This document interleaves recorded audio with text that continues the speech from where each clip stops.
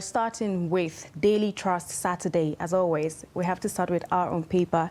And the major story here is meet ex-inmates who turned a new leaf. This is more like a human interest story, and you can find details of this story on pages 6 and 7. The writer here, I earn 150,000 naira monthly from shoemaking. Another wrote, Holy Quran, learned carpentry, now a family man. I bagged BSc, MSc, wrote 7 books, 157 songs. NCOs will continue to reform lives of inmates, spokesperson. So that means it's not entirely terrible for someone to go to prison. You can also turn a new leaf when you return. But you can find details of this story on pages 6 and 7. Now, below that, we have politics. Inside politics, Kogi Governor Bello's last-minute actions raise dust.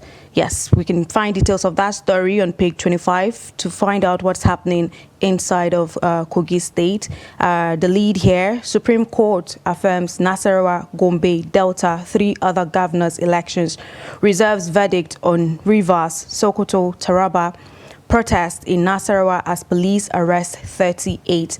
Perhaps the Supreme Court's judgment is really unsettling to some of the residents in Nasarawa State. Hence, they had their protest shortly after the Supreme Court judgment. But you can find details of this story on page 4. Below that, we also have, we won't accept relocation of Palestinians to Africa. This is Envoy saying this. Details of that story on page 8. Kano Emirates issue will be revisited. This is Kwankwaso saying this. I'm sure you would recall what happened with the former Emir of Kano and all of the issue concerning Kano Emirates. But Kwankwaso is saying the issue will be revisited. But you can find details of that story and what he means by the issue being revisited on page 10 of the Daily Trust Saturday. And now, above the nameplate, we have entertainment. With Netflix, other streaming sites, Kannywood's problem solved. Okay, you can find details of that story. This is Naziru Dan Hajia saying this. You can find details of that story on page 12. And the last story on the front page of the Daily Trust Saturday, First Jos powered tricycle rider shares experience. You can find, it's a feature story. You can find details of that story on page 28. I recall when I saw that story, I did say it was a good invention for someone to be able to power their tricycle with gas and not petrol. So that's the much we're taking. A lot is happening. Yeah. You know, like you remember in Maiduguri, there was a guy that invented a car that could actually, you know, work with electricity. Right. So right. you know, if you know people come out to invent things like that, the government should support them. Diversifications like this should be supported. Yeah. But that's the much we can take on the Daily Trust Saturday this morning. Okay, so let's quickly move to the Punch Saturday. The major story there says how bandits terrorizing Abuja hide in Kaduna forest abandoned by military. Kidnappers exploit porous unmanned borders between vast forests. Niger, Nasarawa, FCT. Police deploy 600 personnel to prosecute special anti-terror operations. Military says camp still in use. You can find all that story on page 4. Over 87 FCT residents killed, 176 kidnapped under Tinubu investigation. You can find that story on page 4 and 5. And then by the side, they said, how Prophet TB Joshua healed me of epilepsy, synagogue member. You can find that story on page 13.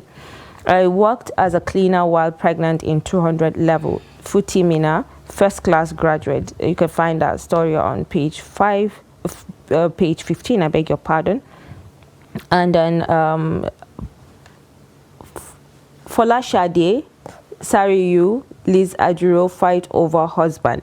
Okay, now that's a entertainment story, which I know it will be trending on social media by now because you know they are popular people. You can find that story on page 18. Sumaya, pardon me, Aisha. I don't know what's happening with people, you know, putting their private lives out there.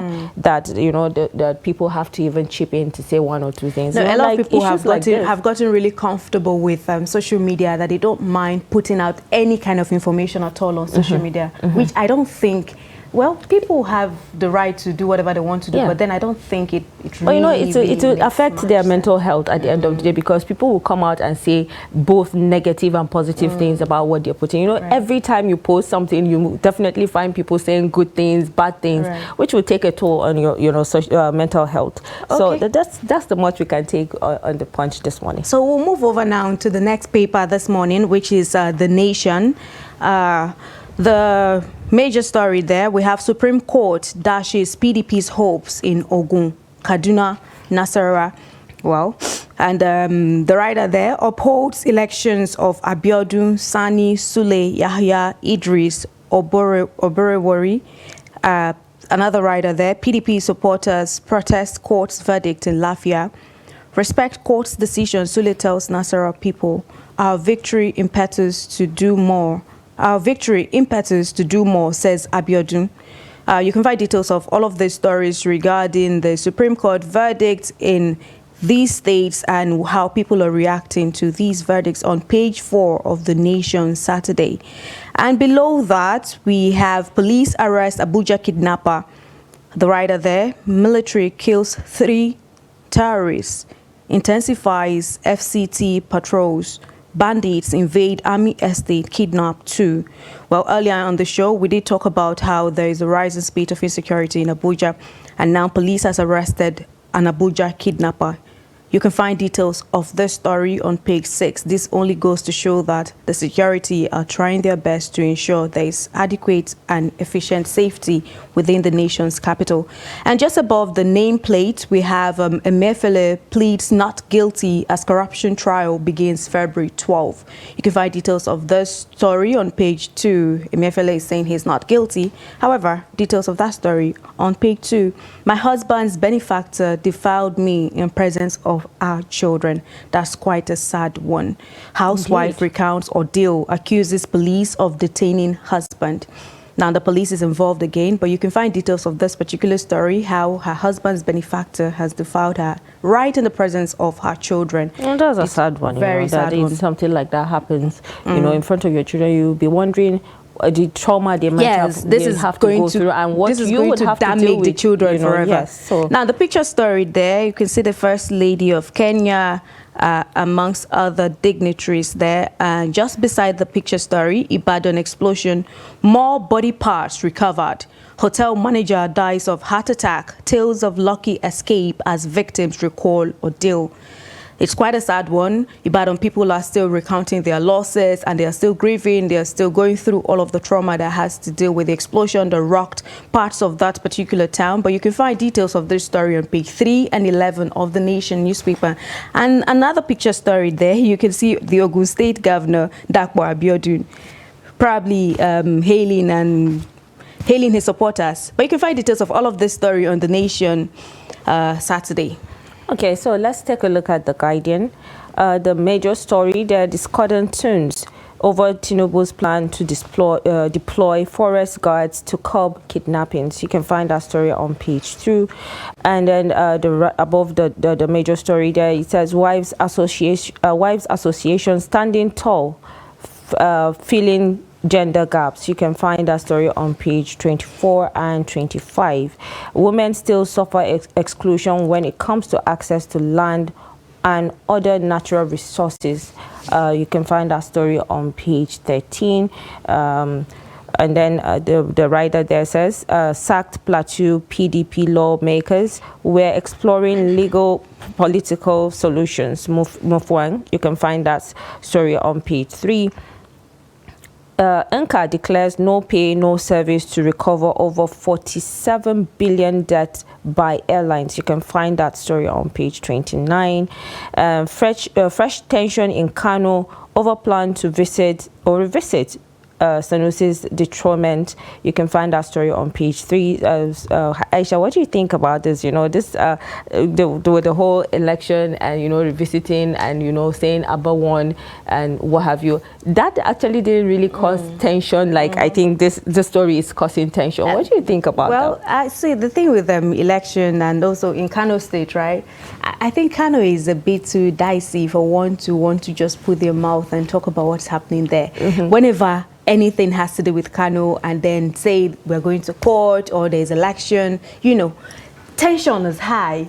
And you know, people are actually scared when things like that are happening in states where the population is actually large, you know, because you don't know what will happen. But then, you know, I remember a couple of, I think sometime last year or 2 years back, when people were saying, oh, maybe Sanusi may come back to his throne. But how is that possible? You know, people, I don't know, we'll just leave that to the, you know, social media analysts and FBIs that are on social media to find out what is really happening on that. Okay, so you can find that story on page 3. A governorship tussle. Supreme Court affirms election victories of 6 governments. You can find that story on page 3.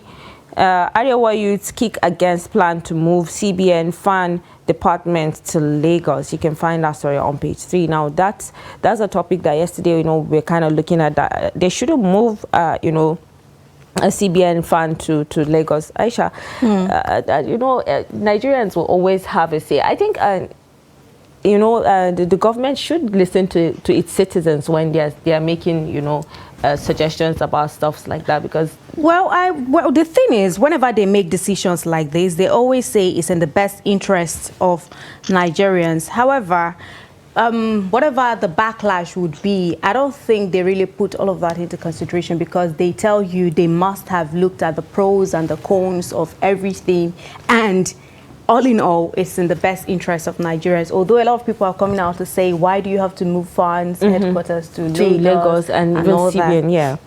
Anyways, we'll move over to the next paper this morning, which is Saturday Tribune. And the major story here is Miyetti Allah's security outfit invitation. Miyetti Allah's security outfit invitation to anarchy. This is the Middle Belt leader saying this. The Middle Belt will come up with its own. It is an open thing now. Each group should come up with its own vigilante. We'll also create our own, and when they attack, we'll also know what to do. Miyetti Allah, which has been the aggressor, is again creating a vigilante, legalizing what they have been doing covertly. If the government wants to solve the problems, let's have state police to stop all this nonsense. What do you think about that? Okay, like I always because say, I feel like the kidnappers, you know, even on social media, because everything, you know, most of the analysis of things like that you find on social media when people will be saying, oh, vigilantes will do more, and then the bandits or terrorists in those axes are actually scared of vigilantes, because, you know, there might be people that know them, or they know what they are capable of. But I think, like, you know, we always think the state police is also a very important. Yeah, state policing is important. Peace, yeah. Is important. However, I think it has to be governments of each state have to come together and say, okay, is this the best for us? Is this state policing? Is it vigilante groups? Is it now we're talking about Miyetti Allah security outfit. You remember in the southwest we have the Amotekun and all of those security outfits. So I just think it's something that is peculiar with each state. You need to come up with a strategy and with a strategy to tell yourself, okay, which do you think work best for us? And then they can have a uniform, you know, way of tackling these insecurity issues. You can find details of this Miyetti Allah security outfit, an invitation to anarchy. This is the Middle Belt leader saying this. You can find details of that on page 5 of the Tribune.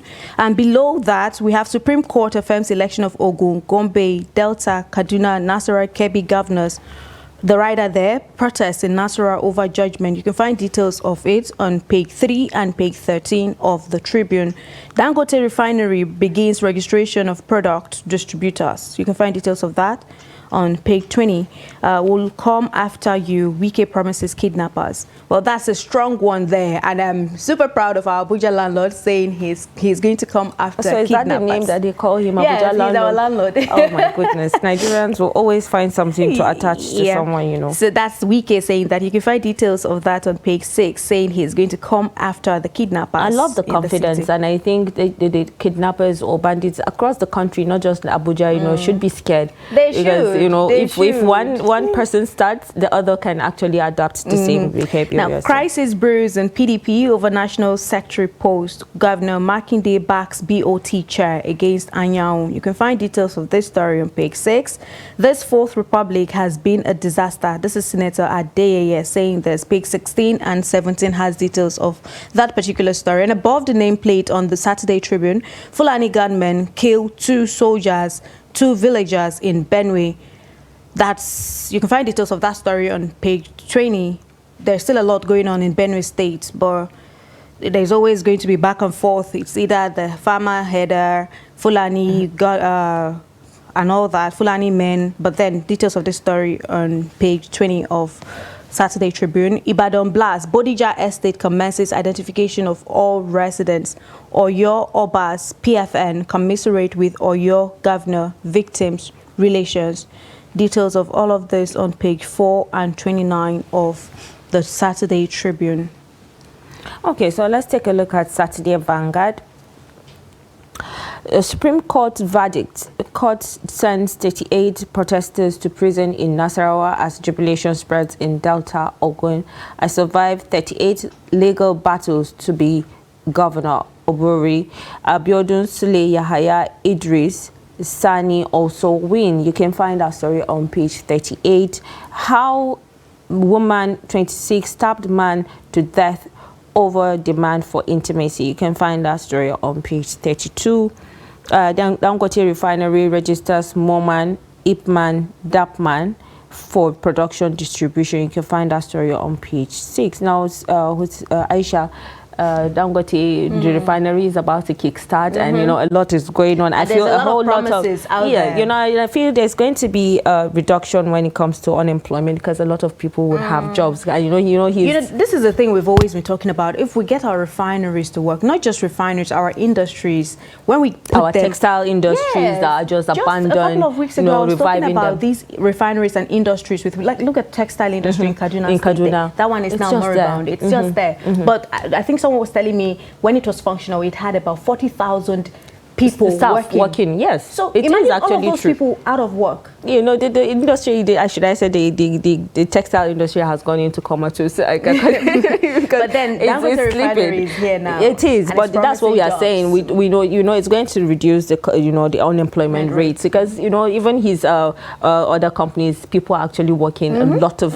hundreds and thousands of people are working under him, which has reduced. Dangote has remained one of the highest employers of labor in Nigeria. Yeah, so we are proud of him anyways, and we hope that this helps with the insecurity when it comes to the unemployment, because when people have jobs, I feel it's going to take their minds off crimes or committing crimes. So yeah, you can find that story on page 6.